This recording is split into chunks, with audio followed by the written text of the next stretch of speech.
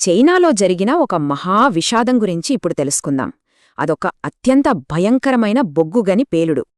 నమ్మశక్యం కాని నిజమేంటంటే ఈ భయంకరమైన ప్రమాదంలో ఏకంగా 82 మంది ప్రాణాలు గాలిలో కలిసిపోయాయి. చైనా అధికారిక వార్తా సంస్థ జిన్హువా ఈ విషాదాన్ని ధృవీకరించింది. లోపల జరిగిన భారీ గ్యాస్ పేలుడే ఈ ఘోరానికి కారణమట. అసలిది ఎక్కడ జరిగిందంటే షాంగ్జీ ప్రావిన్స్లోని టోంగ్ జౌ గ్రూప్ నిర్వహిస్తున్న ల్యూషన్యూ బొగ్గుగన్లో ఈ దుర్ఘటన చోటుచేసుకుంది.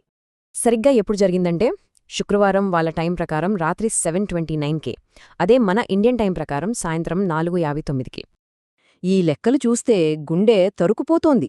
పేలుడి జరిగిన సమయంలో గనిలో ఏకంగా 247 మంది కార్మికులు పనిచేస్తున్నారు. ఎంతటి మహావిషాదం! పారిశ్రామిక భద్రతపై ఎన్నో భయానక ప్రశ్నలు లేవనెత్తుతోంది కదా.